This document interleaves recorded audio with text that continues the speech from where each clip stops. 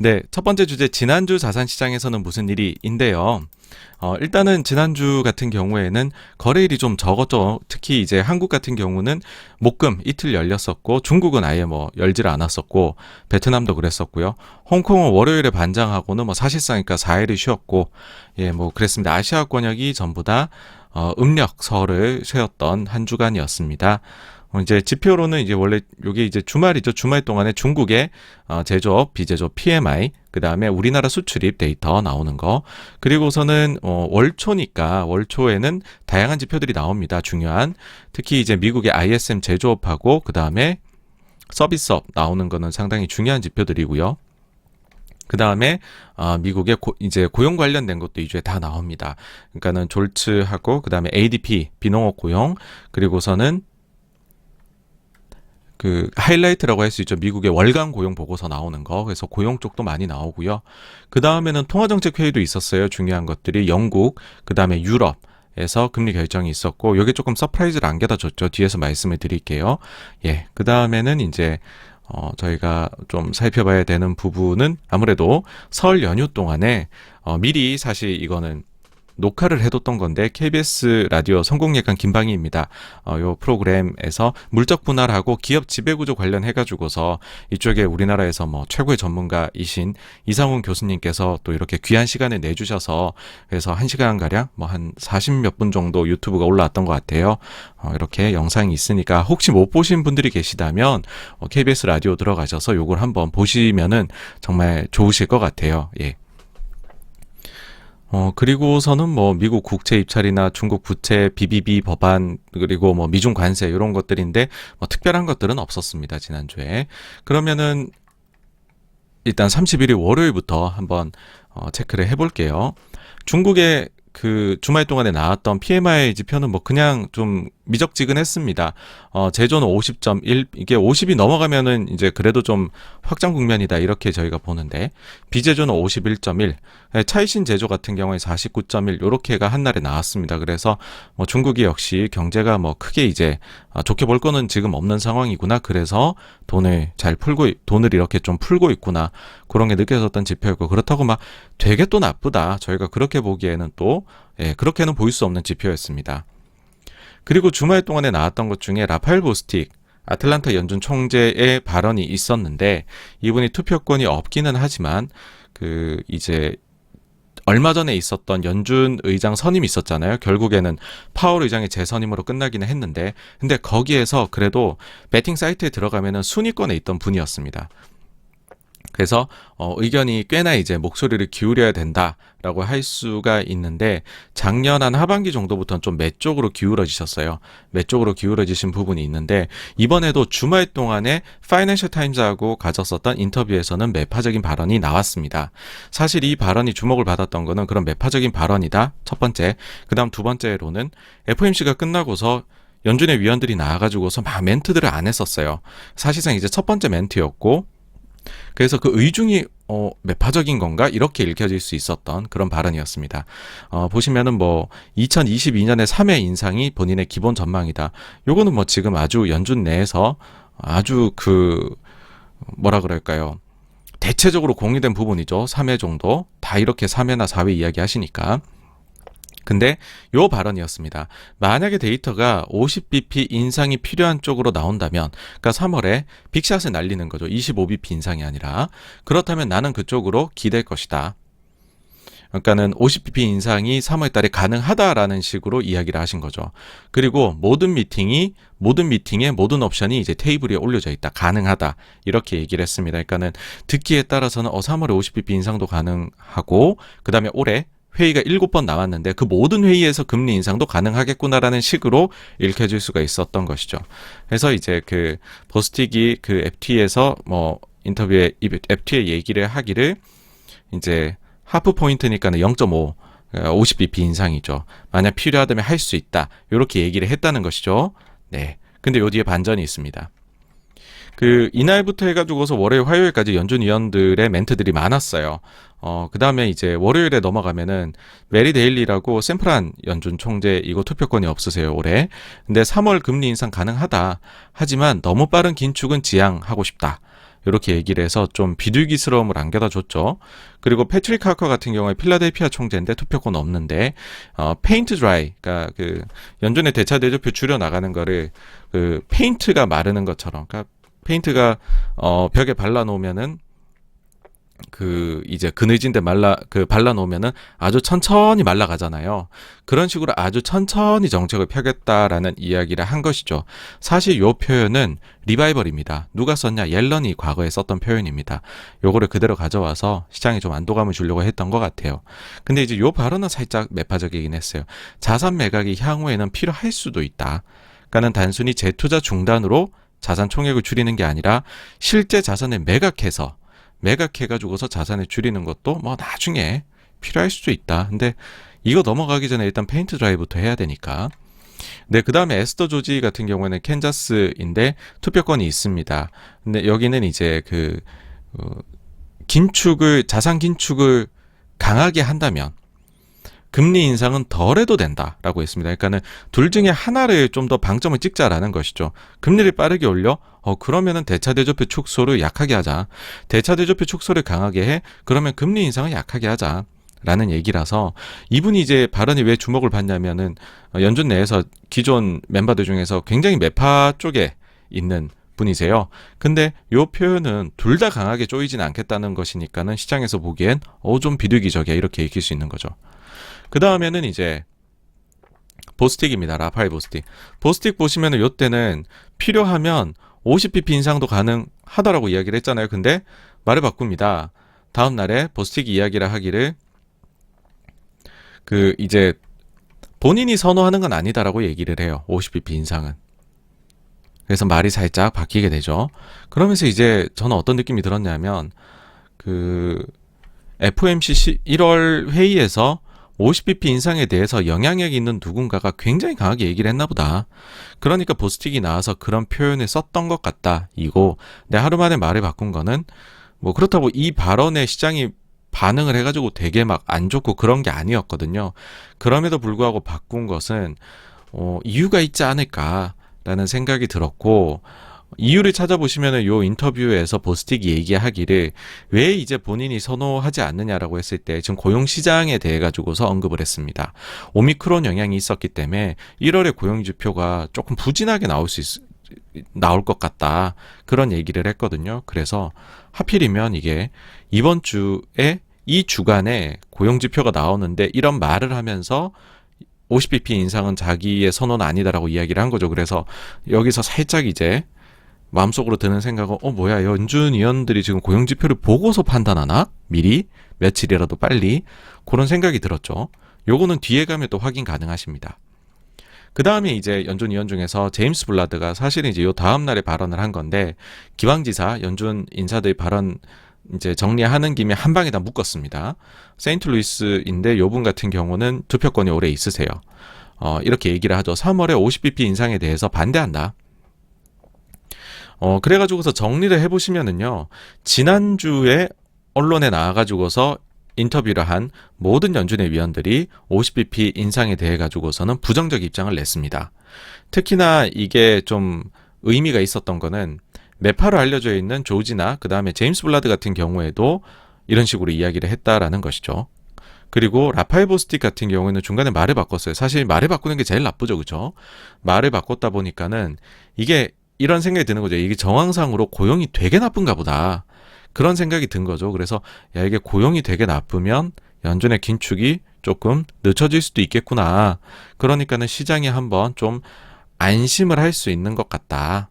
그러니까 뭐 이제 사실 그 전주에 나왔던 실적, 요번 주에 빅테크 실적들이 이제 특히 초대형주들이 좋아가지고서 그런 것도 있긴 하지만은 증시가 이제 바닥에서 좀 상승을 했죠, 그렇죠? 거기에 사실 제가 볼 때 결정적 역할을 한 거는 이 주초에 나왔었던 연준 위원들의 잇따른 50bp 가능성의 제거, 이것이 가장 크게 작용을 했던 것이 아닌가라고 생각을 합니다. 그러다 보니 이제 뭐 금리도 좀 안정이 됐고요. 근데 참 이상야릇하게 물 건너서 다른 대륙인 유럽 대륙의 독일은 드디어 마이너스권에 있던 분트 10년물이 마이너스권을 장중에 탈출을 한번 합니다.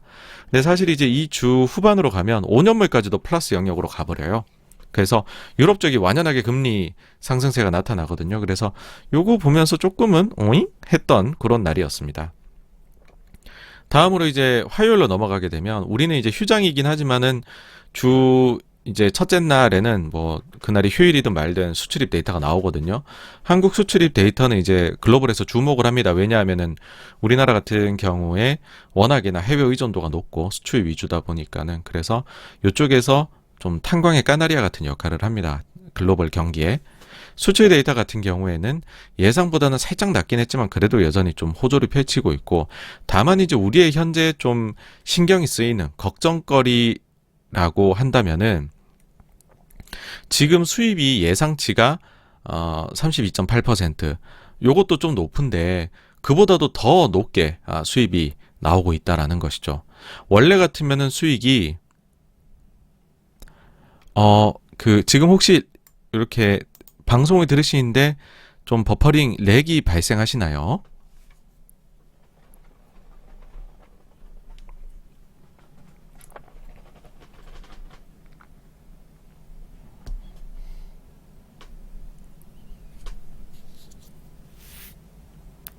한동안 멈췄었다고요? 지금 괜찮으신가요? 네.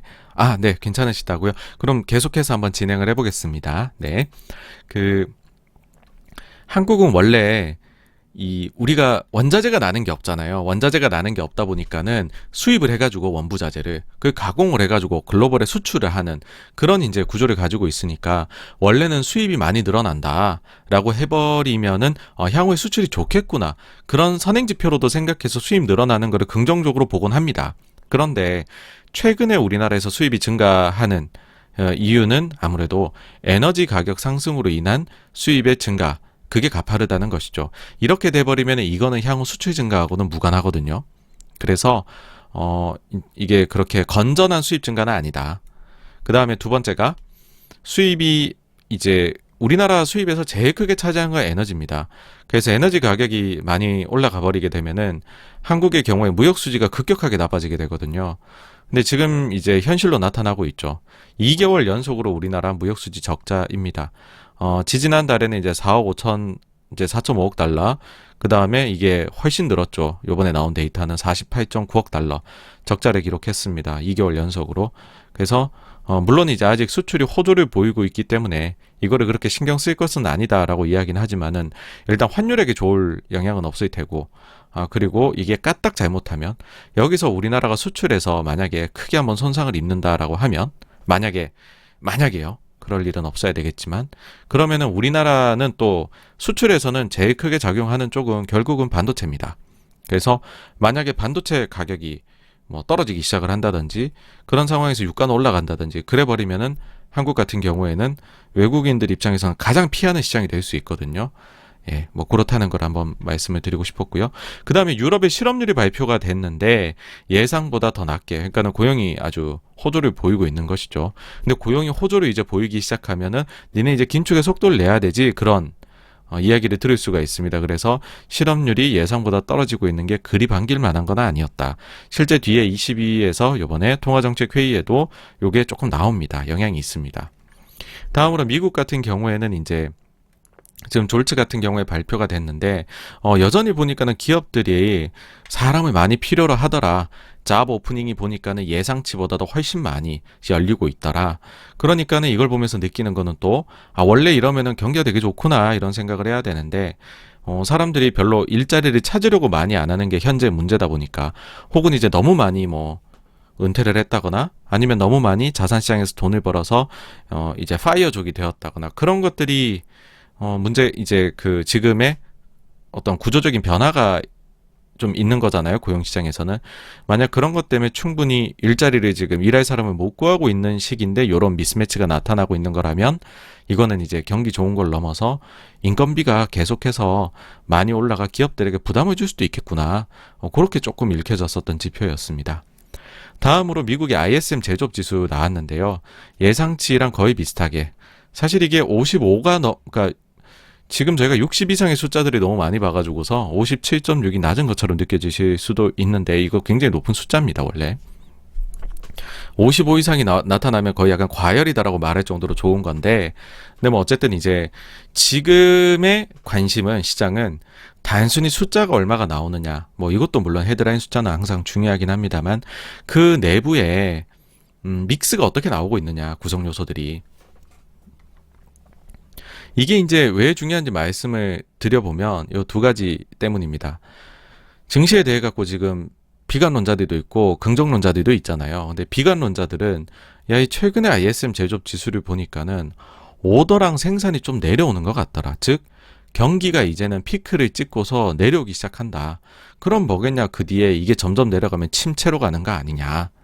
근데 반대로 이제 긍정론자들 입장에서는 에이, 오더하고 생산은 계속 좋겠지. 오히려 지난달 숫자 봤죠? 이 얘기를 하는 거죠. 뭐 무슨 숫자 하면은 이 프라이스라는 게 있어요. 가격, 물가라고도 얘기를 하는데 요 지수가 꺾여 내려오기 시작한다. 만약에 그러면은 요 지수가 뭐 분석하시는 분들에 따라 다르긴 합니다만은 그 미국의 소비자 물가 지수를 3에서 4개월 정도 ISM 제조업 지수가 선행한다고도 얘기를 합니다. 다시 말씀드리면은 만약에 우리가 ISM 제조업 지수를 딱 봤는데 세부 지표 중에서 프라이스를 봤는데 이게 내려오고 있다. 그러면은 지금 시장에서 가장 걱정하고 있는 게 인플레이션이잖아요. 그게 그럼 몇 달 뒤에 이제 내려오겠구나라는 걸 확인할 수 있겠다라는 거죠. 그런데 이게 요번에 발표된 거 말고 그 전달에 발표된 거에서는 가격 지수가 좀 드라마틱하게 내려왔었습니다. 그러다 보니까는 이제 긍정론자들 입장에서 야, 이거 경향성이 있어. 빠지면 계속 빠진다. 이번 달에도 빠질 거야. 그 이제 인플레 상반기 중에 정말 2분기 중부터는 내려오기 시작하는 거 우리 볼 수 있을 거다. 너무 그렇게 부정적으로 보지 마. 요런 동상이몽을 가지고서 요 지표를 이제 바라보게 됩니다. 근데 이게 어떤 식으로 나왔느냐 하면은 난 부정론자들은 오더하고 생산 본다 그랬죠. 보시면 오더가 여러 개로 나뉩니다. 이제 신규 주문 보시면은 지난달 대비 이번 달이거든요. 꽤 내려왔죠. 61에서 57.9. 그 다음에 생산 같은 경우도 59.4에서 57.8로 내려왔죠. 그 다음에는 보시면은, 이제 그 오더 잔고 62.8에서 56.4로 많이 내려왔죠. 그 다음에 이제 그 신규 수출 주문 같은 경우에는 53.6 대 53.7로 거의 비슷하죠. 그러니까는 지금 사실 요 숫자만 봐서는 부정론자들의 손에 들어줍니다. 오더하고 생산이 내려왔거든요. 그럼 긍정론자들이 보고 싶었던 가격 지수는 어떠했느냐? 프라이스는 보시면은 이제 68.2로 그 전달에 비해서 그 전전달에 비해 전달엔 내려왔다가 이게 요번에 발표된 거에서는 오히려 또 크게 올라가 버립니다. 76.1로. 그러니까는 물가가 쉽사리 잡히는 건 아니다라는 거죠. 뭔가 피크의 느낌은 있는데. 그리고 이게 이제 그 작금의 공급망 교란 이거가 가장 잘 표현되어 있는 항목이라고 얘기를 해요. 그러니까는 그 서플라이어한테 얼마나 이제 빨리 배송이 되느냐. 이게 64.9에서 64.6으로 잘 내려오질 않는데라는 거죠. 그러니까는 요번에 발표된 것만 봐서는 인플레이션은 안 잡히고, 그러니까는 그 전달 지표 봐서는 뭔가 피크에서 내려온 느낌은 있는데 막 다시 올라가고 이러고 있는 거죠. 그러니까는 쉽사리 내려올 기미가 안 보이는 상황에서 주문하고 생산은 내려오더라. 야, 그러면 이거는 좀 비관적이다. 그러니까 사실 저도 요 지표만 봤었을 때는 뭐 일단은 그렇게 해석하는 것이 맞지 않나라고 생각은 합니다. 물론 한 달치만 보고 알 수 없는 거라 계속 봐야 되겠지만 어쨌든 조금 비관론자 손에 들어줬다. 그러면 우리가 제일 관심 있어 하는 것 중에 하나가 공급망 교란 중에서 미국 서부항 이거 지금 어떤 상황이냐 요런 거를 우리가 봐야 되는 거잖아요. 미국 서부항 같은 경우에는 여러분들이 이제 그 제가 이제 요거를 좀 산발적으로 저희 방송에서 몇 차례 언급을 드린 적은 있는데 한 번에 이렇게 좀 정리를 해서 드리는 것도 좋을 것 같다는 생각이 들더라고요. 특히나 이제 저희 방송은 사실 뭐 답을 내보자. 뭐 답은 누가 알겠습니까? 답은 모르는 건데 우리가 그거를 공부해 나가는 과정. 그거 이제 목표가 제일 큰 거잖아요. 그래서 이 서부항의 상황을 어디에서 여러분들이 가장 빠르게 확실하게 정확하게 확인하실 수 있느냐를 알려드리겠습니다. 그거는요, 마린 익스체인지 오브 서던 캘리포니아 페이스북 페이지입니다. 요거 한번 이제 링크를 한번 봐볼게요.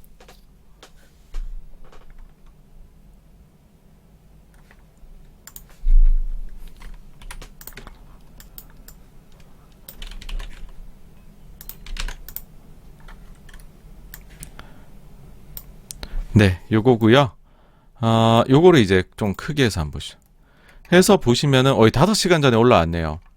5시간 전에 이렇게 자료가 올라왔는데 요거를 보시면 지금 미국 서부항 상황에 대해 가지고서 이제 여러 가지 차트로 쫙쫙쫙쫙 요렇게 알려줍니다. 그 중에서 우리가 제일 관심 있어 할 만한 거 그거는 뭐겠냐라고 하면은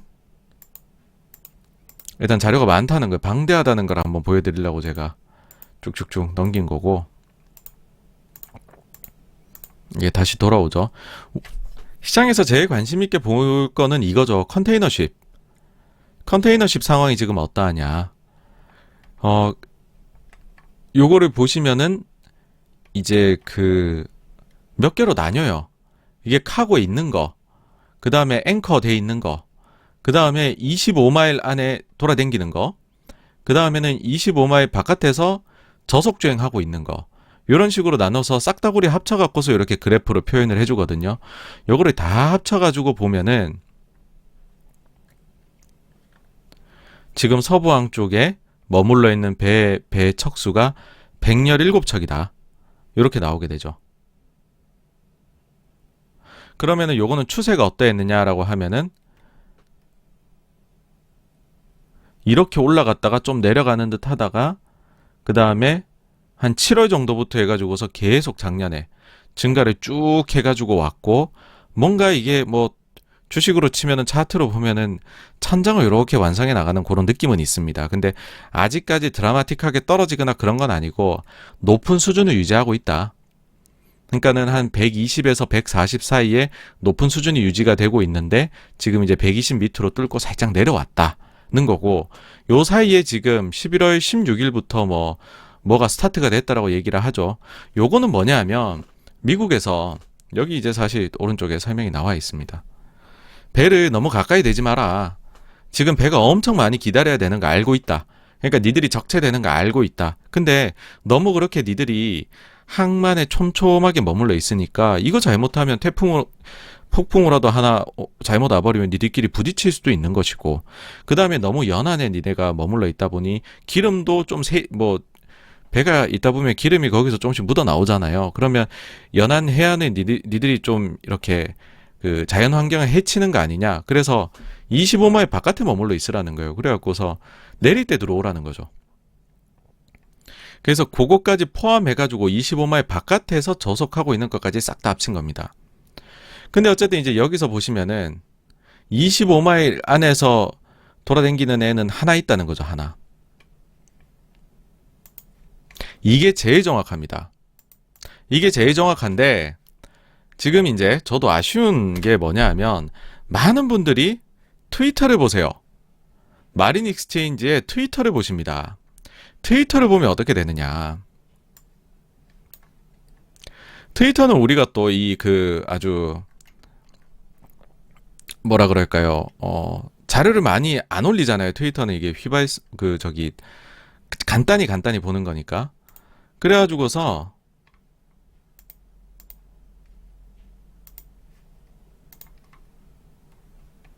트위터만 보게 되면은 여기서 이제 아주 간추린 소식만 나오게 돼요. 지금 이제 서구 이제 주요 항만에 두 군데에 91척의 배가 있다. 근데 그 중에서 35척이 컨테이너십이다. 그러면서 이제 요 숫자를 보시면은 이제 뭐야 아까 전에 방금 전에 얘기했던 117척이다 그랬는데 여긴 35척이라네. 차이가 크죠. 이게 작년 11월 달에 바뀐 이제 규정 때문에 그렇습니다. 그러니까 그 규정은 뭐 무조건 지켜야 되는 그런 건 아니지만은 공고라 하는 거고, 힘이 있겠습니까? 미국에서 공고를 하면 다 듣죠, 배들이. 그래서 25마일 바깥에 있는 것들은 여기에 카운팅이 안 돼 있습니다. 그러니까는 요거를 보시면서 자료를 만드시는 분들이 정말 많으신 걸로 알고 있어요. 그러다 보니까는 이거를 이제 쭉 그 자료를 시계열로 쭉 분석하면 이렇게 나오겠죠. 오케이. 요번에 나온 거, 컨테이너 35척. 고전에 나온 거를 보니까, 29척. 자, 고전의 자료를 보니 33척. 그 다음에 33척.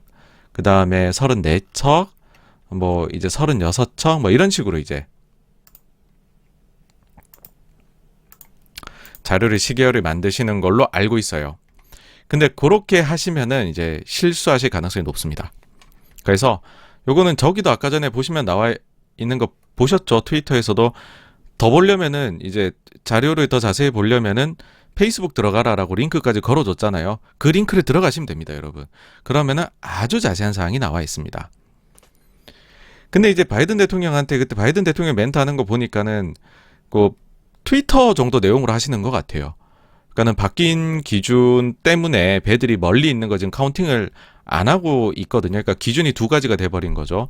근데 새롭게 된 거 가지고서 서구 항만의 혼잡도가 많이 줄었습니다. 그런 뭐 절반으로 줄었다라는 얘기를 하셨는데 아까 전 자료 보시면 절반으로 안 줄었잖아요. 이렇게 돼 있잖아요. 그죠? 이렇게. 그래서 그거 속지 마시라고 말씀드리고 싶고 그 다음에 아까 전에 제가 그 말씀을 드릴 때에 그 그래프 보셨죠? 요 배들이 지금 컨테이너선이 어느 정도로 서구 항만에 지금 머물러 있는지 그거 하고 그 상해에서 운임 가는 거 비교를 해보시면 거의 비슷합니다.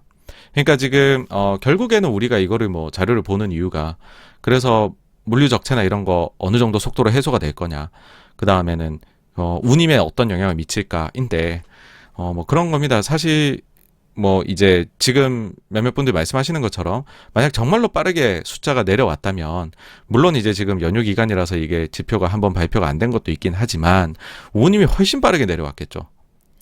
근데 지금 요 그림은요. 그 페이스북 들어가서 보시는 거 그거랑 딱 겹쳐 놓으면 거의 비슷합니다. 그래서 피크의 느낌은 확실히 있다.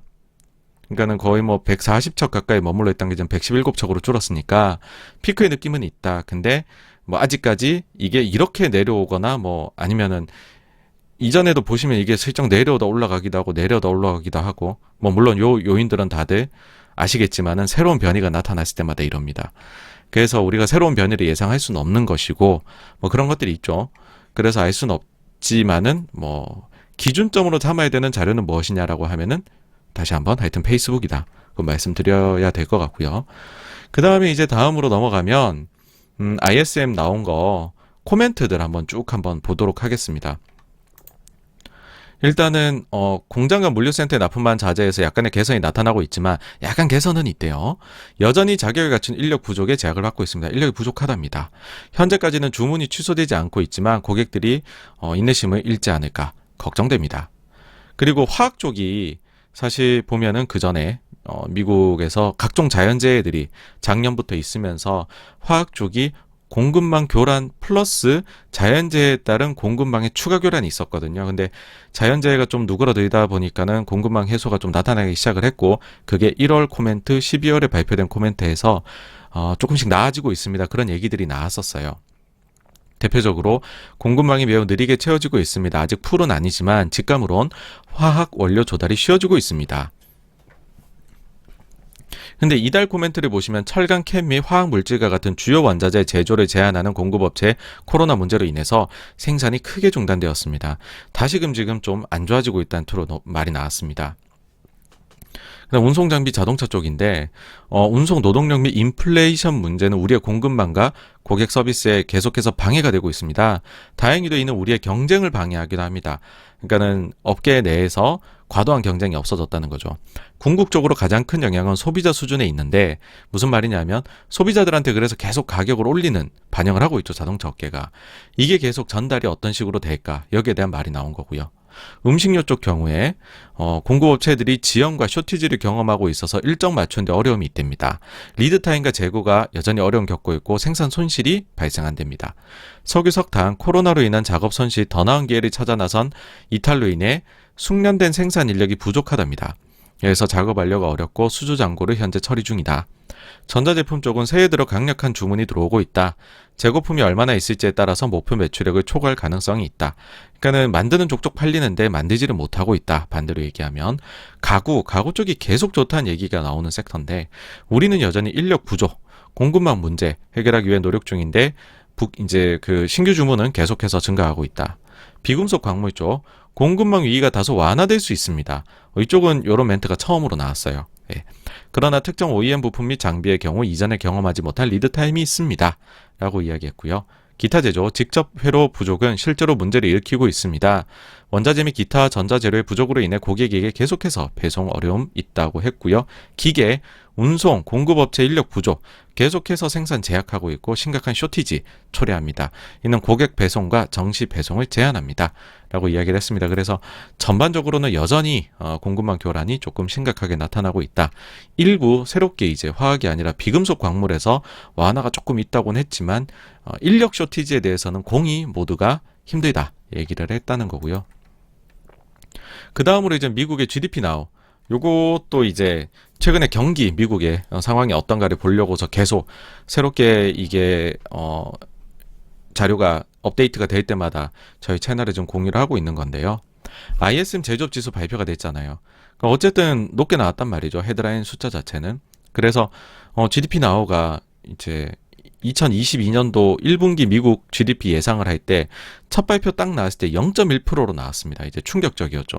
야, 잘못하면 미국 경제가 마이너스로도 가는구나 이렇게. 근데 이번에 ISM은 잘 나왔으니까 좀 높아지지 않을까라고 했는데 그렇지 않았습니다. 0.1입니다. 똑같이. 다음 주 월요일에 이것도 리비전 한 번 더 있기는 한데 어떻게 나올지 봐야 될 것 같아요. 근데 어쨌든 지금 아틀란타 연준에서 예상하기로는 미국 경제 GDP 1분기 성장률은 0.1이다. 예. 그래서 이날 또 추가적으로 증시 반등이 있었던 하루였고요. 그 다음 2일날 수요일입니다. 이 수요일에 보시면은 이제 요때부터가 중요 지표가 나오죠. 고용 같은 게 나오니까. 요때 보시면은 유가 같은 경우에는 오펙 플러스 회의에서 예정대로 계획된 양만큼 추가로 증산을 하기로 합의를 했다라는 소식입니다.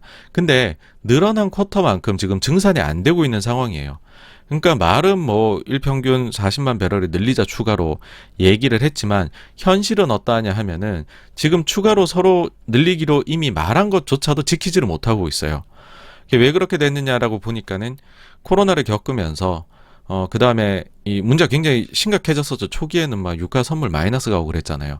그런 상황에서 투자를 안 했고, 이거는 마치 어떤 거랑 비슷하냐 하면은 요즘 우리나라에서 광어 구하기 힘들다라는 얘기 하잖아요. 막 횟감 광어가 가격이 많이 올라갔다 하는데 그 이유가 코로나를 겪으면서 치어를 안 키워가지고서 지금 가격이 올라갔다 얘기하는데 마찬가지입니다. 기름 생산하는데 이 투자를 안 한 거죠. 근데 여기에 뭐 추가적으로 지금 각종 뭐 그 그린 쪽으로 가는 그런 측면들도 있고 하다 보니까는 자금 조달도 어려웠고요, 이런 국가들이.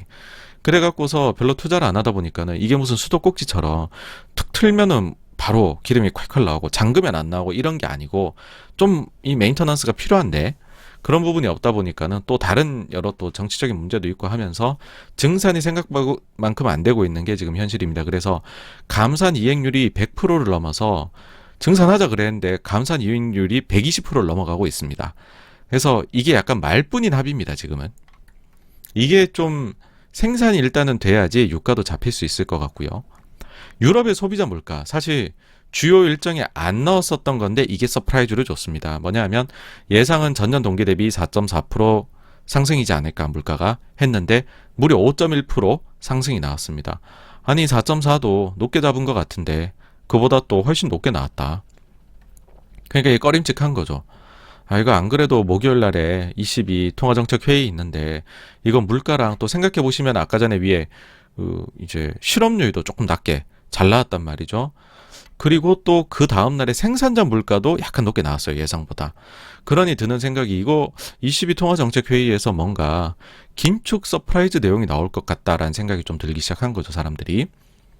그 다음에 이제 미국에서 ADP 비농업 고용 지표가 나왔는데 엄청난 쇼크였습니다. 왜냐하면 예상치가 20만 7천 명 증가로 예상을 했죠. 그나마 이것도 이제 오미크론 때문에 좀 줄였다라고 사람들이 생각을 했는데 30만 1,000명의 마이너스가 나왔습니다. 감소. 거기다가 전월치는 3만 1,000명 또 하향 수정을 했어요. 그래갖고서 굉장히 많이 예상치보다 적게 나온 수준이 아니라 그냥 아주 엉망진창으로 쇼크가 나왔다. 그러면서 나왔던 얘기가 역시 이제 오미크론이 악재로 작용을 했다. 그러다 보니까는 야 이러면 ADP가 이러니까는 금요일에 나오는 고용 보고서도 월간 고용 보고서도 안 좋겠다. 그런 생각이 드는 거죠. 그러니까는 시장에서는 일단 이거 나왔을 때 좀 흔들리다가 나중에는 좋아하기 시작합니다. 뭐야 긴축이 늦춰질 수 있다는 거 아니야? 오케이 일단 3월 달에 빅샷은 물 건너갔다. 오케이 좋아 이렇게 얘기를 했던 거죠. 그리고 추가적으로 아까 제가 주초의 내용에서 말씀드릴 때 연준 위원 중에 그 라파엘 보스틱이 갑자기 말을 바꿨다라고 말씀드렸잖아요. 물론 이분 입장에서 억울하실 수도 있어요. 나는 그런 의도로 얘기한 게 아니라 똑같이 한 방향으로 얘기했는데 언론 니들이 잘못 받아 적었는데 라고 말씀하실 수도 있어요.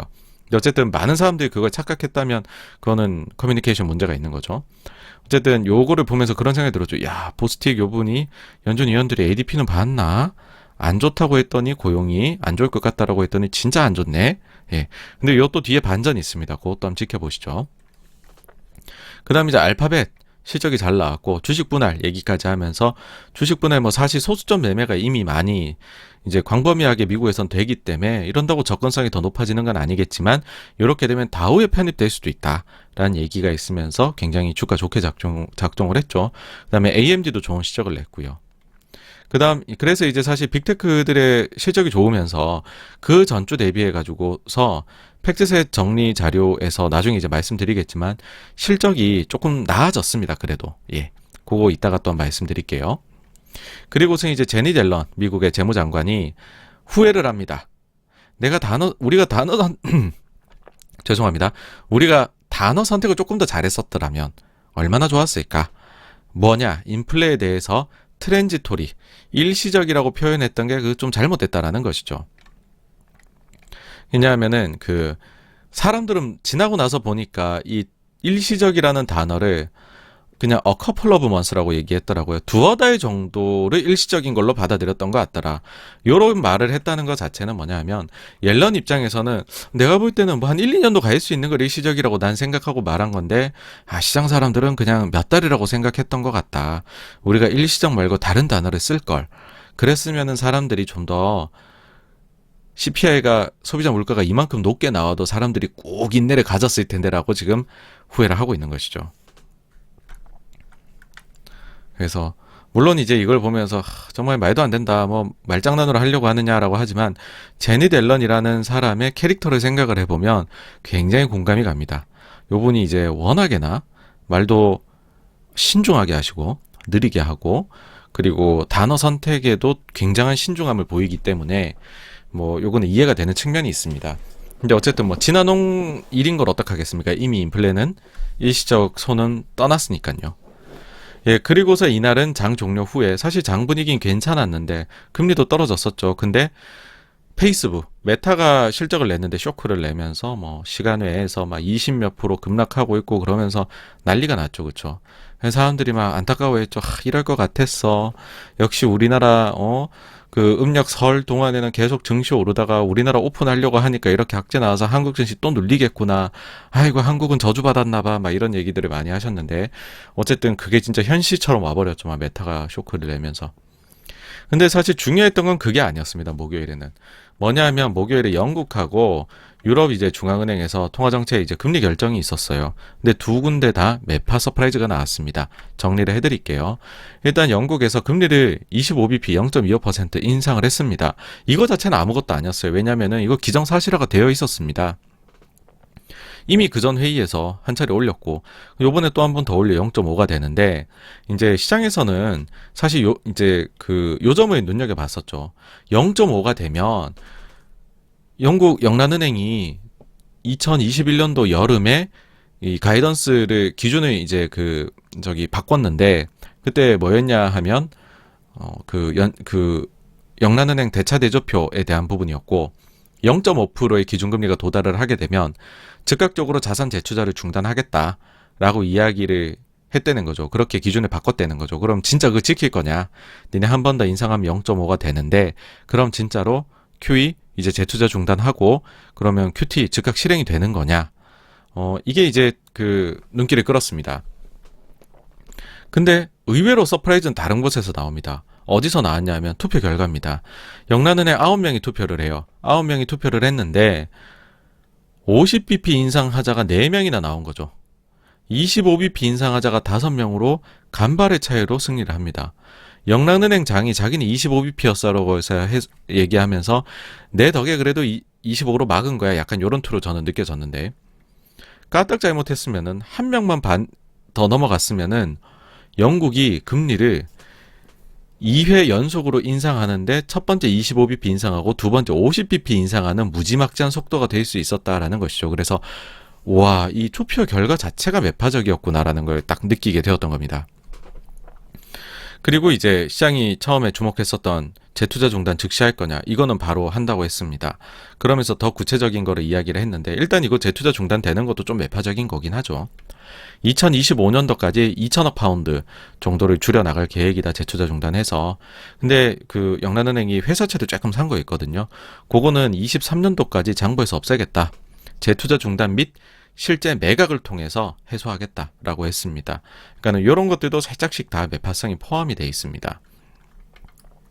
그럼 추가적으로 이 이제 4대 5라는 투표 결과를 뛰어넘어서 만약에 50bp 인상을 했다면 왜 이게 당연히 25 한다더니 50 하면 쇼크는 맞는데 왜 영란은행한테 50bp라는 이런 그 긴축 속도가 빨라지는 게 엄청나게 쇼크가 될 수 있느냐라고 하면 역시나 이 관리계획 바꾼 것 때문입니다. 이때 아까 말씀드린 대로 기준금리 0.5 되면 재투자 중단을 하겠다. 즉 이제 QT를 스타트하겠다라는 것이죠. 근데 여기에 추가적으로 해서 기준금리가 1%가 되게 되면 보유하고 있는 채권을 매각을 통해 가지고서 QT를 가속화하겠다라고 이야기를 했기 때문입니다. 그렇다라는 말은 이제 0.5를 만약에 인상했으면 그 뒤에 한 번만 더 하면은 바로 보유하고 있는 자산 막 매각 들어가기 시작을 하는 거죠. 그러면 금리가 여러분 얼마나 오르겠습니까? 그래서 이게 굉장히 매파적일 수 있는 거고, 사실 이제 우리가 QE 말은 많이 했지만 그 뒤에 QT를 실제로 보유하고 있는 채권을 매각해가지고서 하는 데는 사실상 없었습니다, 여러분. 근데 그러니까 선진국 중에서요, 영란은행이 처음으로 할 수 있게 되는 겁니다. 이게 지금 도달하게 되면. 자, 그러면 영국은 도대체 왜 이렇게 빠른 속도로 할까? 물가가 결국 높기 때문입니다. 지금 최근에 나온 게 전년 동기 대비 5.4%가 나왔습니다. 높다고 생각을 하는 거죠. 여기에 대해서 우리가 초장에 좀 잡아야 된다, 심리를. 네. 자, 그럼 유럽 쪽은 어떻게 됐느냐? 주요하게 굵직굵직한 부분에서 정책금리나 모든 부분에서 변화가 없었습니다. 그런데 아무래도 유럽이 그 인플레이션 지표가 너무 높게 나온 게 신경이 많이 쓰였나 봅니다. 그래서 성명서 쪽에서 물가 쪽 표현의 변화가 이번에 있었고, 이거를 일단 시장이 매파적이라 감지를 합니다. 그래서 시장이 반응을 어떻게 하느냐? 유로 환율이 엄청 강해져요. 유로 환율이. 그 시장이 확 빠지죠. 무슨 멘트를 보았냐 보면은 물가에 대해 가지고서 원래는 이렇습니다. 어떤 방향으로든 조정할 준비가 되어 있다, 우리는. 그러니까는 우리는 물가에 따라 가지고서 통화 정책을 이제 그 긴축으로 할 수도 있고 완화로도 할 수 있고 그런 시기다. 그러니까는 양쪽 방향 다, 양방 올라가는 거 내려가는 거 다 열려 있어, 이런 식으로 표현했는데 여기서 요 표현만 똑대내서 이제 없애버립니다.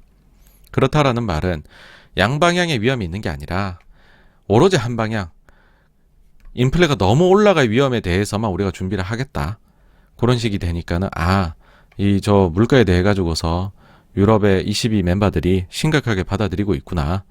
그리고 그런 표현들을 하죠. 멤버들 중에서 이제 가리지 않고서 사실상의 모든 멤버들이 인플레에 대해서 심각하게 받아들이고 있다. 이런 표현들을 합니다. 그리고 요번에 이제 원래 크리스틴 라가르드의 전매 특허라고도 할 수 있는데 뭐냐 하면은 지금 이제 그 시중금리에서는 그 ECB 쪽에서의 금리 인상 가능성을 원래부터 반영을 하고 있었어요. 근데 ECB에서는 그 가능성 거의 없다라는 식으로 얘기를 했습니다. 라가르드의 전매 특허였다는 표현이 뭐냐 하면은 highly unlikely라고 표현을 합니다. 거의 가망이 없어요. 금리 인상은 2022년에는 이런 식으로 계속 표현을 해왔거든요. 요번에 요 말을 의도적으로 피하면서 한 번도 결과론적으로는 본인 입으로는 안 하게 됩니다. 질의응답에서 기자가 이런 멘트를 하기는 했지만 본인은 안 하게 됩니다. 그 말에서 사람들이 받는 느낌은 당신이 말하기 싫어서 그렇지 연내 금리 인상 가능성이 이제 꽤 많이 이제 실제로 생긴 거군요 라고 느껴진 거죠. 그러니까 매파적이다. 그럼 유럽의 상황은 지금 어떠하냐? 제일 최근에 서프로 나온 게 지금 5.1%죠. 그렇죠? 근데 우리가 여기까지 보시면 그런 생각이 들죠. 야, 5.4, 5.1 나오니까 높다고 얘기하는데 미국 7%인데?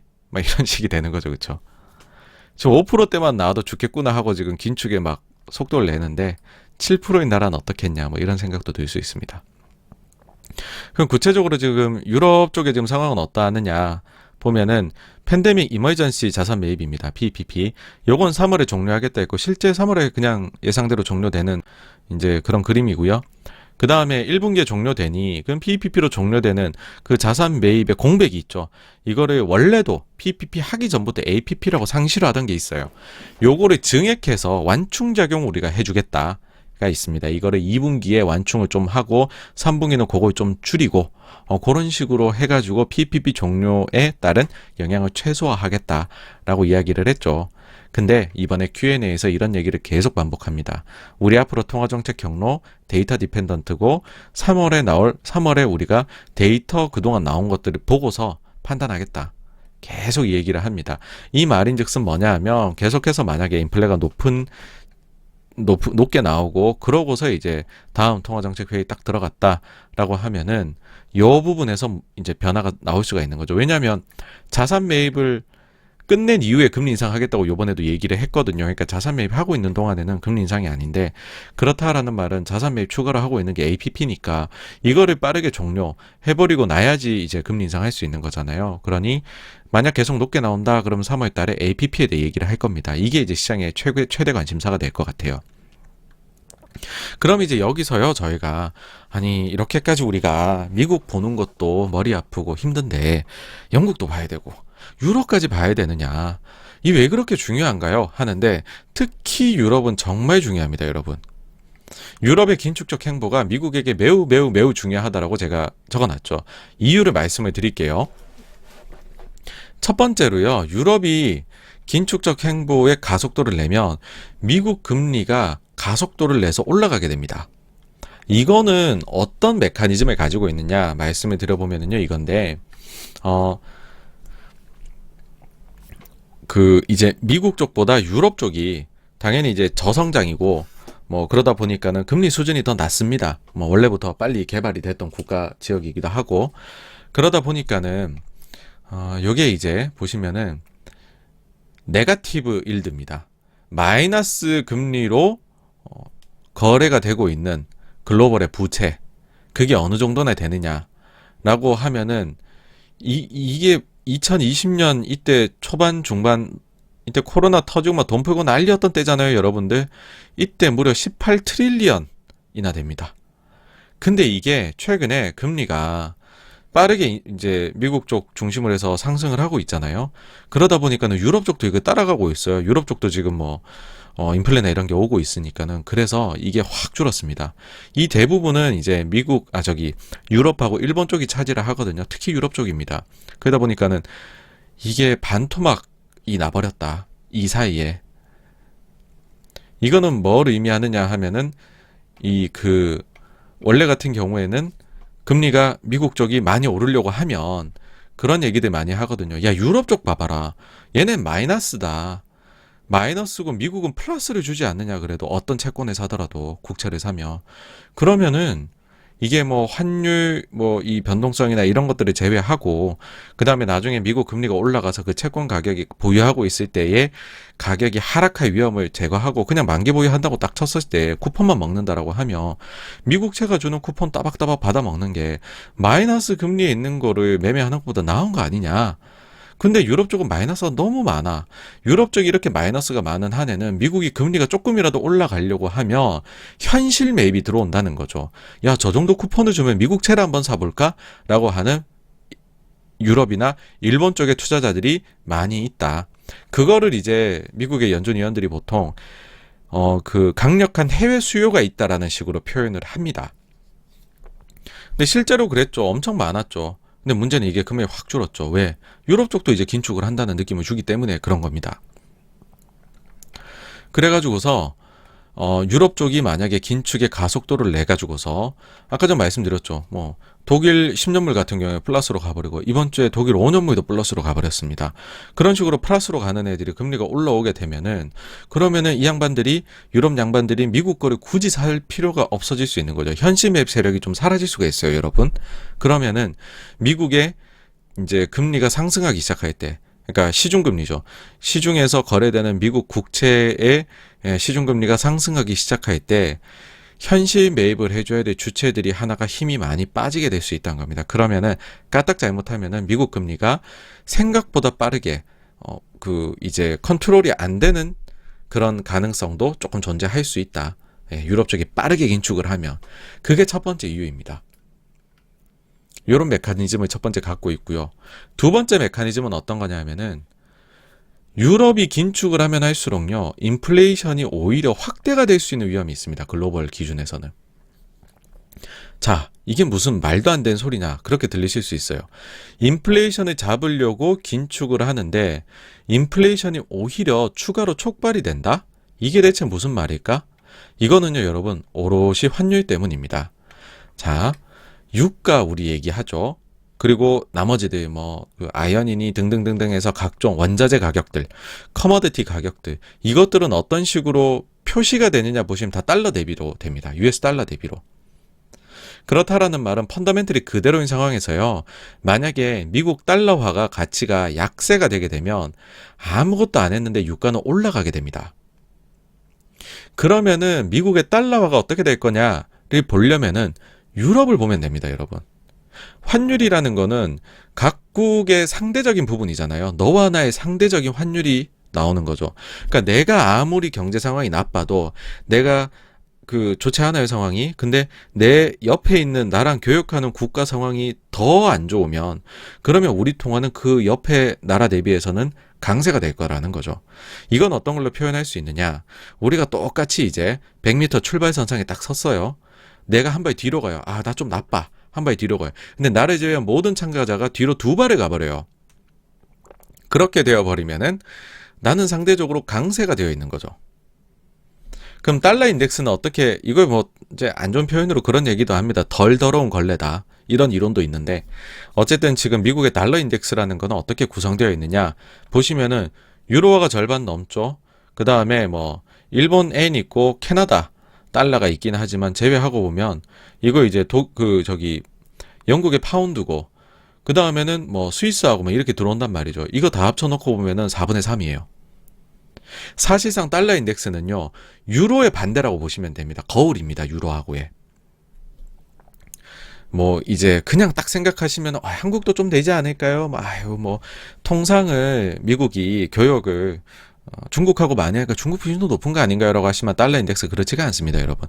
물론 다른 기준으로 바스켓을 만든 것들도 요즘 많이들 쓰기는 하지만, 그렇지만 전통적인 달러 인덱스는 이렇게 돼 있습니다. 우리가 말하는. 그러니까는 유럽 쪽에서 긴축을 통해서 유로화가, 자, 여기 정리가 돼 있죠. 유럽에서 긴축을 한다. 그러면은 유럽 통화가 강세로 돌변하겠죠, 여러분. 그러면은 달러 인덱스가 약세로 가겠죠. 그러면 유가를 비롯한 커머디티가 강세로 가겠죠. 그렇게 되면 인플레가 오겠죠. 웃기죠. 유럽이요, 인플레가 걱정이 돼요. 그래서 우리가 시장의 예상보다 더 빠르게 긴축을 할래. 그럼 유로화가 강세가 돼요. 그럼 달러 인덱스가 약세로 돼요. 왜냐? 달러 인덱스의 구성의 4분의 3이 유럽 쪽이거든요.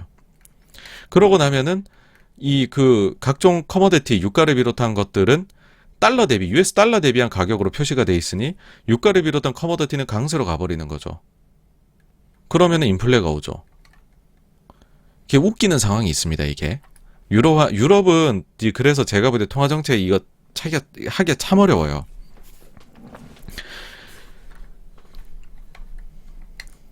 근데 이게 이제 어디서도 확인이 되시냐 하면 요 하늘색 있죠? 요 하늘색이 브렌트유입니다. 브렌트유 가격이고, 그 다음에 빨간색이 이제 미국 달러화입니다. 유로화 대비해가지고. 엄청나게 서로 비슷하게 움직이는 경향이 있죠, 그쵸? 그래서 실제로 시장에서는 이런 것들을 많이 참고를 하고 있다. 그러니까는 이날도요, 22회의 딱 나오자마자, 유로화 강세, 그러니까는 유가 달립니다, 바로. 야, 이러면 유가가 강세가 왔었어, 원래. 이럴 때 전통적으로. 라고 하면서 강세로 가버리는 거죠. 물론 이런 말씀들을 아니죠. 다른 얘기인데, 죄송합니다. 거기다가, 이 유럽이 긴축의 속도를 낼 때에 대한 안 좋은 기억이 있습니다. 한 10년 전에. 이거는 무슨 일이냐 하면, 상식선상에서 알아두시면 좋습니다. 현재는 상황이 많이 달라요. 그래서 이게 반복될 가능성은 낮습니다. 예. 근데 그냥 상식선에서 알아두시자면은 이런 일도 있었다라는 거고, 아마 이런 말을 하시는 전문가분이 나타날 수도 있습니다. 그게 뭐냐면 2011년으로 돌아가 볼게요, 여러분. 2011년으로 돌아가 보면은 이때 당시에 이제 금융위기 이후에 유럽도 물가가 이제 엉망진창이 됐다가 살아나요. 2%를 넘어갑니다. 그러니까 야, 우리 목표는 2%인데 2%가 넘어갔어. 이제 경제 좋아졌구만. 물가를 그럼 잡아야지 해가지고서요. ECB에서 금리를 올립니다. 한 번 올리는 게 아니라 두 번이나 올려요. 보이시죠, 이때? 미국은 가만히 있었어요. 야, 너네 그거 너무 빠르다. 경제 이제 저기 링거 떼고서 이제 죽 먹기 시작했는데 너 그러면 너 큰일 나. 그런 얘기를 했습니다. 근데 유럽은 아니야. 야, 물가 올라가면 우리 은퇴 생활자들 많은데 안 돼. 물가 잡아야지 하면서 금리를 두 번 딱 올려요. 그러고 뭐가 터지느냐? 이제 부채 위기가 옵니다. 유럽 쪽에. 인플레가 그리고 안 잡혀요. 요거 보이십니까? 2011년대 브렌트유 흐름? 우리가 흔히들 2007년, 8년 요 사이에 있죠. 요때가 유가가 굉장히 높았다라는 거는 알고 있어요. 이때 뭐 골드만에서 200불 유가 간다 이런 얘기 했었죠. 근데 와르르 무너졌었다가 그 뒤에 유가가 계속 안정적이었다라고도 보통들 생각들을 하세요. 근데 실제로는요. 2011년에 한 번 더 거의 고점을 위협할 정도로 올라갑니다. 사실 각종 태양광이나 이런 주식들이요. 이 뒤에 한 번 더 불을 뿜는 시기가 이때기도 해요. 이게 왜 나타났느냐? 많은 분들이 얘기하기를 유럽이 너무 긴축적이어서 그랬다라고 이야기를 합니다. 네. 그래서 잘못하면은 요런 것들 혹시 또 보게 되지 않을까라는 게 이제 있다는 거. 네. 그래서 이제 지금하고 상황은 많이 다릅니다. 왜냐하면 미국도 긴축으로 들어가잖아요. 그래서 많이 다르기는 하지만 이 포비아가 있는 거죠. 이런 거에 대해서. 네네. 이때 이제 11년도에 이렇게 정책의 양극화가 나타났던 거, 여기에 대해 가지고서 유가가 올라갔고, 그 다음에는 부채 문제나 이런 것들까지 확 터졌던 거, 요런 거를 생각을 하게 되면 안 좋은 기억이 있는 거죠. 유럽이 좀 긴축의 가속도를 낼 때는요. 근데 이제 이때 당시에 결론은 어떻게 났느냐? 결과적으로는 유로존 부채 문제가 부각이 되면서 금리를 도로 이제 제로까지 내리게 됩니다. 결국에는 쫙쫙 내려갑니다. 쫙쫙. 그리고 달러가 만약에 약세로 돌아가게 되면 그러면은 미국의 경우에는 수입 물가에도 영향이 미칩니다. 사실 이게 이 선진국들의 공통이라고도 볼 수 있어요. 뭐 영국이라든지 미국이라든지 그다음에 유럽이라든지 그런 쪽들을 다 이제 저희가 바라보게 되면 경제 자체가 이제 소비 위주로 돌아가게 됩니다. 그래서 소비 위주로 돌아가는 국가들은 GDP에서만 3분의 2 정도가 소비가 차지를 이제 하게 되는 그런 국가들의 경우에 뭐 자국에서 생산이 아무래도 인건비나 이런 게 높으니까는 많이 안 되고 그렇게 소비하는 필요한 것들이 다 수입해서 사용을 하게 되죠.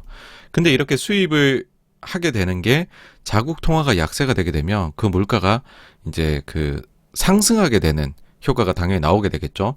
그러면은 자국의 인플레이션에 좀 악영향을 미치게 됩니다. 미국 같은 경우에 단적으로 이렇게 보여드릴 수가 있어요. 미국 달러화하고 중국의 위안화, 요거를 이제 이렇게 비교를 해보게 되면은 중국으로부터 오는 물건의 수입 물가, 그거하고 거의 비슷한 좀 경로를 가지게 됩니다. 그러니까는 미국 같은 경우에도 자국 통화의 강세나 약세, 그게 미치는 영향을 피할 수가 없다. 그래서 만약에 유로화가 강세로 간다. 그래서 달러가 약세를 보인다. 근데 이 추세가 좀 더 심화가 된다. 그래 버리면은 미국이 인플레이션 문제에서 빠져나오기가 꽤나 많이 어려워질 수 있다. 뭐 그렇게 받아들이시면 될 것 같습니다. 물론 이제 이런 반론이 바로 나오실 수가 있어요.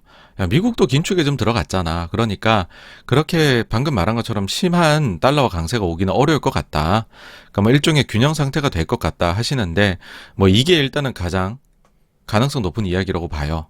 근데 이 균형 상태가 된다는 것만으로도 미국이 달러 강세를 통해 가지고서 인플레이션을 관리하는 그런 그림은 이제 만들기가 좀 어려워진 것이 아닌가 생각합니다.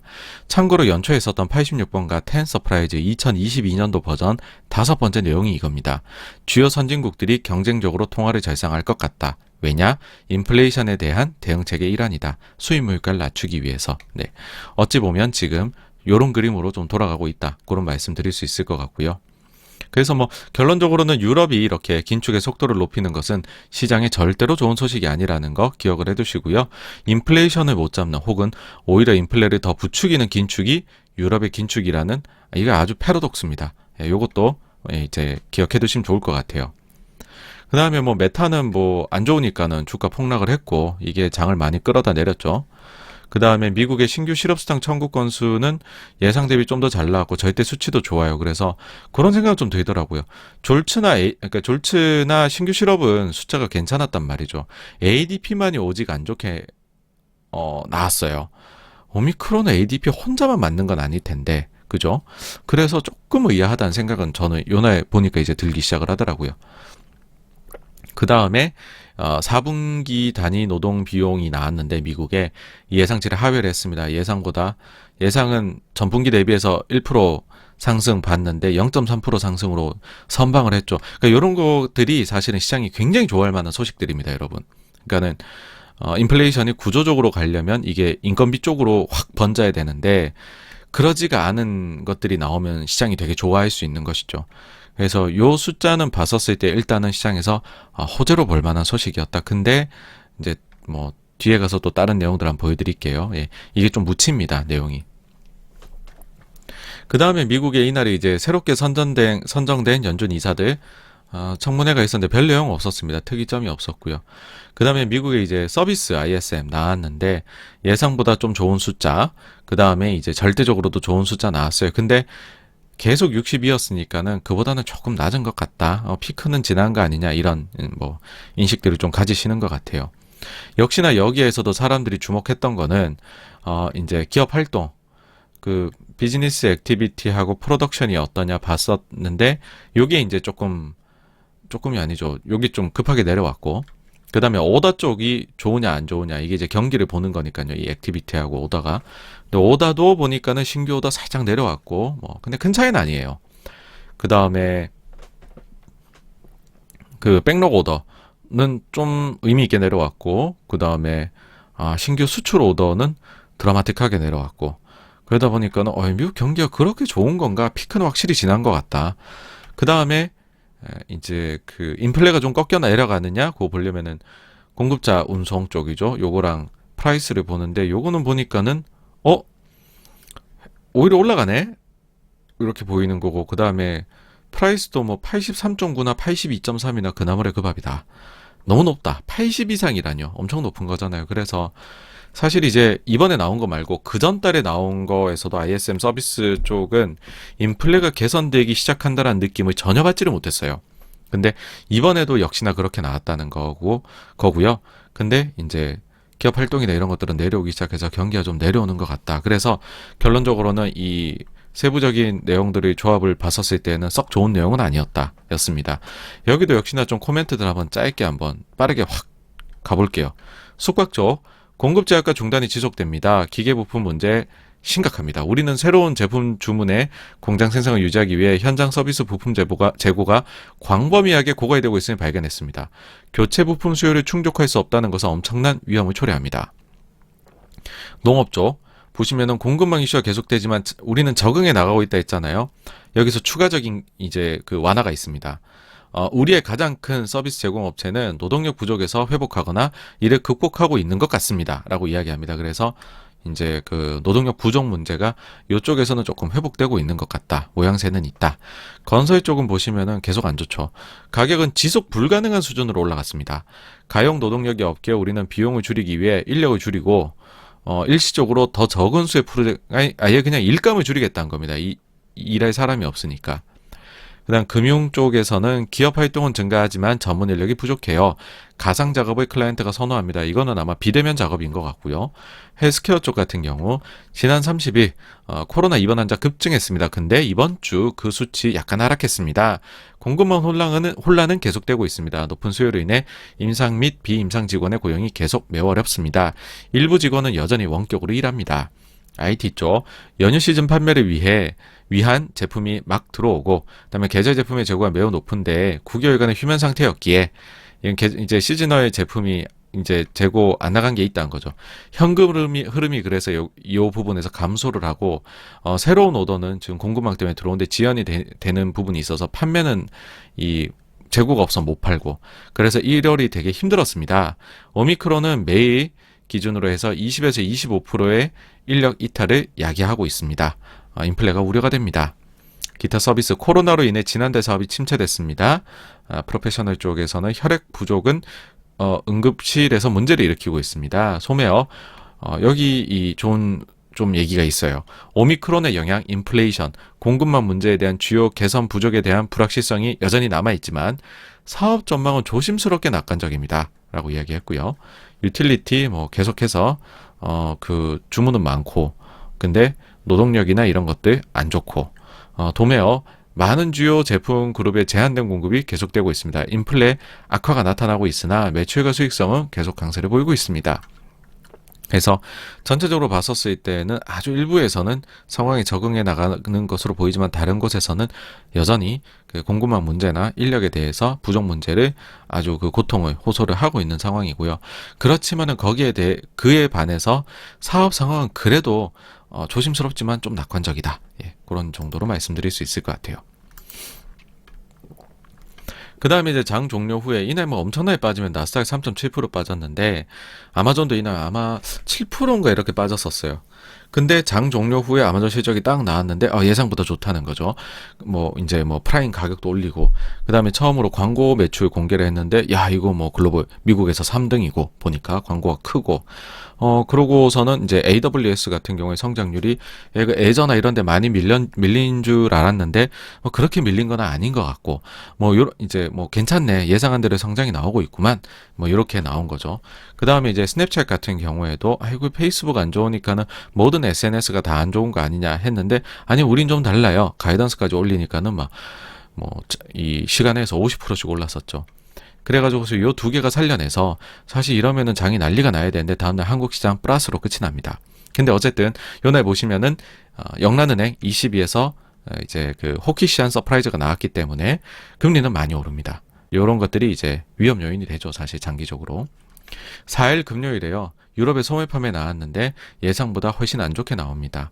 역시나 미국이나 중국이 보시면 소매 판매가 나쁘게 나오기 시작했잖아요. 유럽도 그런 그림이 나오는 것 같다. 비슷한 것 같다. 그러니까 경기는 생각보다 오미크론 영향으로 아니면은 경기 자체가 피크인지 해서 빠르게 냉각되고 있는 것 같다는 거고요.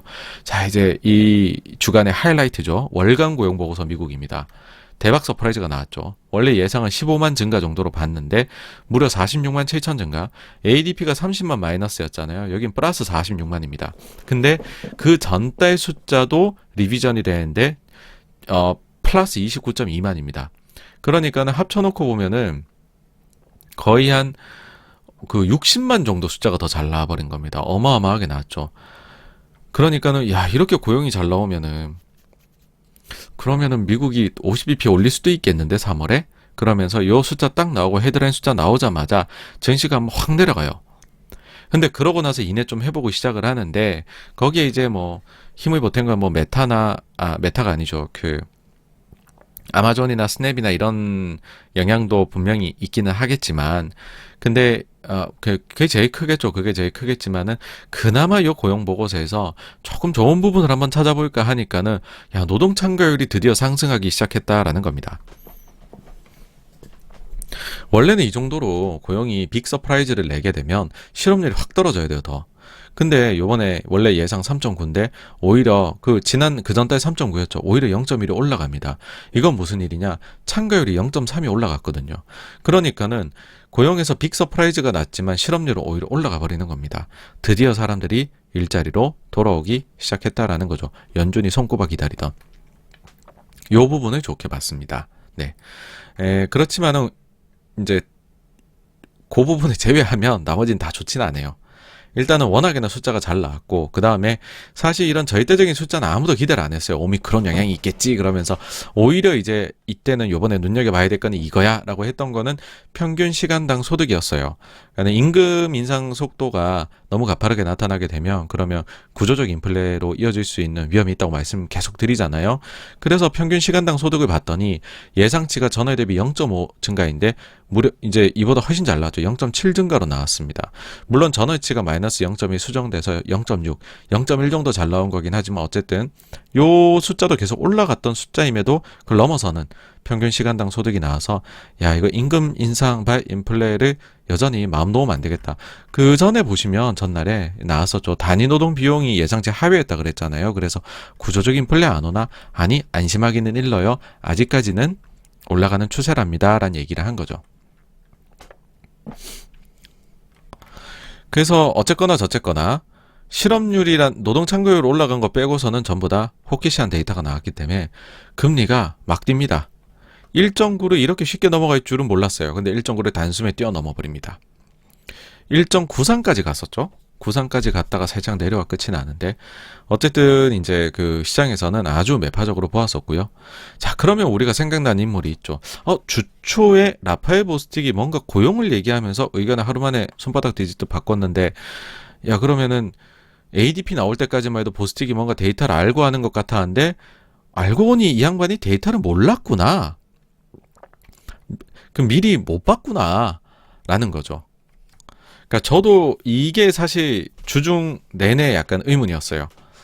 미국이 CPI는 데이터가 조금 새는 것 같은데 정부 관계자들한테 조금 미리 그러니까 알려주는 느낌이 있는데 고용 데이터는 그렇게 샌다는 느낌을 한 번도 받은 적이 없었거든요. 근데 라파엘 보스틱의 말에서 약간 새나 이것도 그런 생각을 했는데 뭐 역시나 요 데이터를 보니까는 새지 않았던 걸로 그렇게 나왔습니다. 제가 이제 왜 이건 안 샌다라고 생각을 하냐면 저희가 읽었었던 책이죠. 벤 버냉키의 회고록입니다. 행동하는 용기. 요 책에 보시면 내용이 나옵니다. 한번 페이지 661페이지에 나오는 건데 제가 이거 한번 읽어드릴게요. 나는 10월 4일에 나올 예정이었던 노동부의 9월 고용 실태 보고서가 연방정부 폐쇄로 인해서 지연될 것이라는 보고를 받고 낙담했다. 효과적인 통화 정책을 수립하려면 시의적절한 정보가 필요하다. 나는 여기서 이제 버냉키입니다. 나는 버냉키는 노동부 장관 토머스 페레스에게 전화를 걸어서 연준이 비용을 지불하는 방법을 찾아낸다면 그 보고서를 제때 낼 수 있겠느냐고 물었다. 요 뒤에는 뭐라 그랬냐 하면은 뭐 이제 절차적인 것 때문에 그 노동부 장관이 거절합니다. 그거 안 돼요라고 얘기를 해요. 여기에서 여러분들 뭐가 느껴지시죠? 아, 요 데이터는 연준도 미리 못 보는 데이터구나. 라는 게 여기서 알 수가 있습니다. 그래서 원래 고용 데이터는 연준 사람들이 모르고서 하는 건데 왜 약간 이 아는 것처럼 느껴졌을까 했는데 여전히 모르는 걸로 앞으로도 보고서 판단을 하면 될 것 같아요. 그 연애 새벽에 이제 바이든 대통령 연설이 있었죠. 갑자기 연설이 있어갖고 뭐 인플레에 대해 뭐 얘기를 하나 뭐 고용이 빅 서프라이즈가 나와가지고서 싶었는데 별 얘기 없었습니다. 뭐 이제 일단 고용 좋다 자화자찬 시작을 했고 그 다음에 인플레에 대해서는 얘기는 하기는 했는데 핀트가 요즘 많이 벗어나 있어요.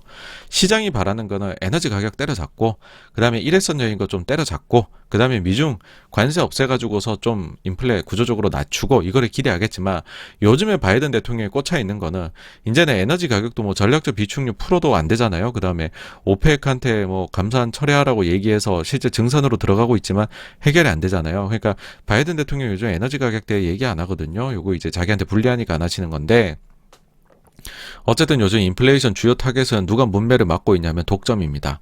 뭐 돼지 가격 관련해가지고서 독점 때문에 가격이 지금 인플레가 오고 있는 거다 막 이런 얘기들을 하십니다. 그래서 솔직히 이게 얼마나 인플레를 불러일으키는지 전 잘 모르겠어요. 별로 와닿지가 않더라고요. 근데 요즘 어쨌든 인플레 얘기하면 바이든 대통령 다 독점 얘기만 하셔갖고 그런 거를 보면 야 이게 원인 분석이 잘 돼야 해소가 되는데 문제가 그 문제 해소 모르겠다 바이든 대통령의 말만 들어서는 그런 생각이 들죠. 그래서 이제 알맹이는 없었다. 그래서 어쨌든 요날 이제 나스닥은 막 엄청난 변동성을 보이다가 결국에는 플러스로 끝이 납니다. 근데 이것도 또 변동성이죠. 이보다 한 1% 좀 더 높이 있다가 막판에 후루룩 빠져서 여기서 끝난 겁니다. 네. 어쨌든 그리고 10년물 금리는 많이 올랐고요. 거의 10bp 가까이 올랐던 한 주였습니다. 그래서 저희는 뭐 3일을 쉬고서 이틀밖에 장이 안 열렸지만은 뭐 장을 안 볼 수 없었던, 그리고 미국 장은 엄청난 변동성을 겪었었던 한 주였습니다. 근데 어쨌든 가격은, 주가는 이제 최근에 많이 빠졌었잖아요. 최근 한 달간 주가 많이 빠졌었는데 거기서 조금 회복을 하고 있는 모습. 그래서 오늘 뭐 그 타이틀로도 잡았지만은 아주 그 혼돈 속에서 지금 미묘하게 고요를 이제 뭐 시장도 그렇고 투자자들도 느끼고 있는 것 같다. 예, 그렇게 말씀드려야 될 것 같아요. 자, 그럼 팩트셋 자료 보시면은 아마존이 큰일 했습니다. 아마존이 예상 실적치보다도 그 리비안 그 상장 덕분에 차익이 발생해가지고서, 그래갖고서 EPS 예상치를 10배를 상회하는 수익을 냈죠. 그러니까 요거는 지금 팩트셋에서 이제 취합하는 거는 EPS 예상치 상회 폭이잖아요. 그러니까 이런 식으로 상회 폭이 큰 게 나오면은 이게 훨씬 이제 플러스 요인을 줍니다. 근데 뭐 사실 그럼 일회성 빼야 돼요 하겠지만은 뭐 그전 과거 5년에는 이런 일회성 없었겠어요. 그러니까 이럴 때는 일회성 다 그냥 당연한 거라고 생각하고 봐야 되거든요. 어쨌든 그래서 이제 지금까지 나온 실적을 바라보게 되면 이래요. 과거 5년 평균하고 좀 비슷해져 있습니다. 무슨 말이냐면은 과거 5년 평균이 이제 그 EPS 예상치를 상회하는 기업의 퍼센테이지가 76%인데 거의 지금 똑같이 나왔죠. 76. 그 다음에 그 상회하는 기업들의 예상치 상회 폭이 과거 5년 8.6%인데 지금 8.2, 거의 비슷하다는 거. 그 다음에 이제 매출액 예상치 상회하는 기업의 비율이 68인데 76%. 요건 좀 높습니다. 그 다음에 그 매출액 예상치 상회 폭이 1.5%인데 이제 2.8%. 과거 5년은 이런데 최근에는 요번 분기는요. 그 다음에 4분기에 EPS 성장률 예상치가 살짝 내려왔다는 거 있고, 그리고 1분기 가이던스에 대해서 긍정적으로 얘기한 거, 부정적으로 얘기한 거 따져보면 이제 긍정이 지난주는 7이고 부정이 13이었는데 요번에는 부정이 훨씬 늘어서 긍정은 13, 부정이 34. 그래서 1분기 실적은 어쨌든 조금은 조심해서 보셔야 될 것 같다라는 거고, 그래서 12개월 포워드 PER이 증시가 좀 반등한 것도 있고 해서 19.2에서 19.7로 올라간 상황입니다. 그래서 사실 이제 요거 자체가 뭐 이렇게 보실 수 있습니다. 과거 5년 평균 대비해서 비슷한 정도의 성적표를 받아보고 있는데 밸류에이션은 좀 더 높다. 그 전에 비해서. 예. 저희가 주목해야 될 점은 이제 1분기 EPS 예상치가 처음으로 감소하기 시작했다라는 것입니다.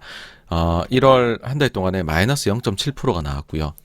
근데 요거를 이제 그 과거랑 비교해 보면 이렇게 나옵니다. 여기 보시면 S&P 500의 분기 실적 순이익, 그 주당 순이익 예상인데 그 분기 시작하고 첫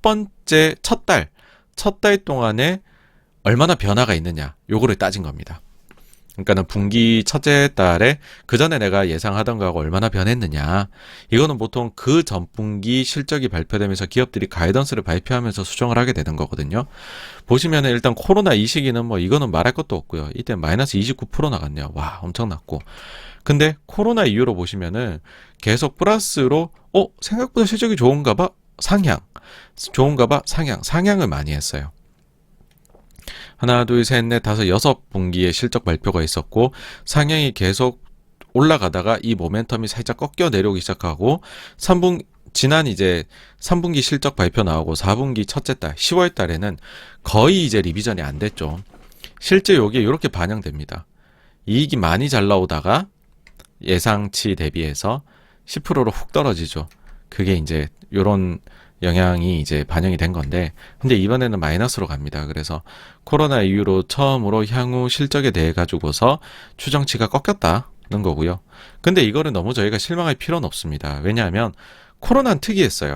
코로나 이전에는 어땠냐면 보통 미국이 보수적으로 잡아요. 보통. 그래서 마이너스를 보는 게 흔했다. 근데 항상 그걸 넘어서는 조금 더 좋은 실적을 미국은 보여줬다. 과거 5년 평균은 첫 달에 보통 마이너스 1.3% 정도 실적을 하향시켰다. 과거 10년 평균에서 보면은 마이너스 1.9, 15년 평균하면 더 커져서 마이너스 2.1% 정도였었다. 그러니까는 마이너스 0.7이 된 거에 대해서 너무 그렇게 안타까워하지 마시라. 과거 평균에 대비하면 여전히 좋은 거다. 뭐 그런 얘기입니다. 근데 어쨌든 코로나 때 이후로 주식을 시작하셔서 실적은 원래 잘 나오고 대단히 잘 나오는 거야라고 생각하시는 분들에게는 앞으로는 눈높이가 좀 낮아지실 필요가 있겠다. 예, 그런 내용이고, 이제 미국채 한번 볼게요. 미국채 같은 경우에는 뭐 상방으로 서프라이즈 될 요인이 많았죠. 주초에는 별일이 없었는데 오히려 이제 금리가 내려갈 요인들이었죠. 뭐 연준 위원들 나와가지고서는 뭐 일제히 막 50bp 인상은 없어요 그래 버리니까는 막 아유 그러면은 조금 내려가 볼까 막 이러면서 이제 금리들이 내려가다가 그 뒤에 이제 갑자기 그리고 또 막 ADP 민간 고용도 나오는데 와 마이너스가 나오니까는 금리가 이게 이렇게 올라갈 게 아닌가벼 했는데 목요일에 영란은행 22 연타로 팍팍 날려버리고 그 다음에 금요일에 월간 고용 보고서 나왔는데 와 이건 너무 높게 나와버리거든요. 그러니까는 금리가 이제 그때 뭐 계속 요번에 이제 1.7 돌파하고 말씀드렸는데 이제 그전 고점이었던 1.7% 레벨이 저점이 되고 새로운 저점이 되고 이거를 상향 돌파할 것 같다 했는데 실제 지금 돌파가 나오고 있습니다. 1.91까지 나왔고 원래 1.93까지 장중에는 올라갔었습니다. 향후에 어떻게 되느냐? 이게 보시면은요, 요 라인을 돌파를 하면 이게 어쩔 수 없이 과거에 매매가 많이 됐었던 그다음 기간 조정을 거쳤던 데들이 이게 올라가려고 할 때는 저항선이 되고 내려가려고 할 땐 지지선이 됩니다. 근데 그 전에 보시면은 요 레벨에 많이 좀 거래가 모여 있었었죠, 그죠? 과거에. 그러니까 2% 좀 안 되는 1.5에서 2% 레벨 사이가 조금 두터웠는데 매매대가 지금 만약에 이거를 이런 식으로 해서 뚫고 가버리게 되면 요쪽은 보시면은 이제 팝 해가지고서 팍 튀었죠. 퀀텀 점을 했었고 여기서는 퀀텀도 이제 점프해서 내려왔죠 밑으로. 그러니까는 여기가 좀 얇아요. 그래서 만약에 2%를 그러니까 그전 고점이 지금 1.97이거든요. 1.97을 한번 좀 힘있게 돌파를 한다라고 하면은 요거는요 한 2.5까지도 어떻게 보면 한달음에 갈 수 있는 그런 지금은 환경이 만들어졌다. 금리 쪽은 미국은. 네. 그러면은 요런 데 영향을 줄 수 있는 것도 우리가 이슈를 찾아보면 다음 주에 나올 이제 미국의 CPI 소비자 물가 지수 그다음에 그다음 주에 나오게 될 미국의 1월 FOMC의 의사로 요게 이제 트리거가 될 수 있을 것 같다. 그렇게 생각을 합니다. 그냥 오미크론 이제 체크를 해보면은 미국 좀 많이 꺾여 내려오고 있어요. 그다음에 영국도 보면은 초장에 이랬으니까 많이 내려왔고 그다음에 제일 먼저 오미크론 번졌던 이제 사우스 아프리카 같은 경우에 빠르게 내려오고 있죠. 그 다음에 유럽 쪽에 이제 프랑스도 내려오고 있고, 뭐, 물론 이제 일본이나 한국 같이, 그 다음에 독일 같이 쫙쫙 지금 막 최고치를 연일 갱신하는 국가들이 있긴 합니다. 근데 어쨌든 이제 먼저 맞았던 국가들은 빠르게 내려온다는 게 일단은 검증이 됐다. 위중증 비율도 그렇게 높지가 않고, 예. 그래가지고서 이제, 요 점들로 봐서는 오미크론 관련한 노이즈는 피크를 지나고 있다. 그렇게 얘기를 할 수 있을 것 같습니다. 그래서 오미크론 다음에 또 다른 변이가 없을 거다라고 확신을 할 수가 없죠. 사실 뭐 오미크론이 저는 오미크론까지는 상상도 못 했었어요. 사실 처음에 코로나 번졌을 때. 네. 그래서 어쨌든 뭐 요것만 제외하면 오미크론은 이제 뭐 내려가고 있다. 그렇게 봐야 될 것 같고. 근데 다만 이제 중국이 이번 베이징 동계올림픽 이후에 과연 제로 코로나를 철폐를 할 것이냐 말 것이냐. 이게 이제는 코로나에 대한 대응 쪽에서 굉장히 저희가 포커싱 해야 되는 이슈이다. 그런 생각을 합니다. 총평을 해보면은 뭐 이제 많이 빠져가지고서 반등을 좀 이뤄내고 있습니다. 근데 그러다 보니까는 이제 뭐 증시를 안 좋게 보고 있어서 현금도 있고 한데 뭐 그건 상당히 운이 좋은 거죠 사실. 근데 요 반등하는데 이거 잘 잡으면 막 10% 20% 먹는 것들 나오는데 요 반등기에 동참하지 못하는 게 좀 안달감이 나기도 한다. 그런 생각이 드실 수도 있을 것 같아요. 사실 그건 행복한 고민이죠. 손실을 피하고 살 수 있는. 근데 개인적으로는 이 불균형 속에서의 그냥 묘한 안정감 정도이지 않느냐. 그러니까는 완전히 우리가 좀 다시 또 좋은 기업 찾아 투자하자 그렇게 생각을 하기에는 여전히 조금 상황이 뭐 한두 가지가 조금 안 좋다 걱정이다 이런 게 아니라 전체적으로 이래도 되나 하는 묘한 불안감이 좀 든다 그런 말씀 드리고 싶습니다. 계속 말씀드리는 거는 결국에는 증시가 이제 안정감을 가지고서 가려면 유가랑 금리가 잡혀야 돼요. 근데 그렇지가 않은 상황에서 너무 많이 빠졌으니까 단기간에 그러니까 증시 반등이 나타나는 것이다 라고 일단은 봐야 될 것 같거든요. 자, 유가 보시면은요 이제는 90은 그냥 넘어가 버렸어요. 계속 올라갑니다. 계속. 유가도 이게 보시면은 아까 전에 제가 금리 차트에서도 보여드렸지만은 이 상징적입니다. 100불이 그리고 고위 한 110불 정도까지가 사실은 몇 번이나 터치를 해봤었던, 좀 거래를 해봤던 레벨이에요. 근데 그 위가 없어요. 그러니까 유가도 지금 뭐 이러다가 은근슬쩍 100불 가고 110불 가면은, 그러면은 이것도 야 한번 새로운 세상을 열어보자 가자 해버리면은 손댈 수 없을 수도 있습니다. 그래서 유가가 계속해서 올라가는 건 상당히 꺼림칙한 일이다, 주식 투자자 입장에서는. 그런 거고요. 그리고 뭐 금리는 아까도 말씀드렸지만 지금 새로운 영역을 도전을 하고 있다라는 거고, 그 다음에 이제 그 공급망 문제 해가지고서는 일단은 피크로는 보여요. 일단 피크로는 보입니다. 물론 이제 가정은 새로운 코로나가 이제 오미크론 같은 게 없다라는 가정 하에죠. 이런 거 있으면 아까 전에 해상 운임에서도 보셨지만은 내려가는 듯 하다가 아이고 새로운 코로나네, 내려가는 듯 하다가 또 새롭네, 막 이렇게 됐던 거거든요. 그래서 피크는 오미크론까지만 있다. 주요 한계. 그러면 피크 힘은 분명해 보인다. 근데 해소 속도가 빠를지는 의문이 든다. 이건 어디서 파악되냐? 아까 전에 보셨던 뭐 마린 익스체인지, 서던 캘리포니아 그 이제 자료라든지 내려온 속도가 가파르진 않잖아요, 여러분.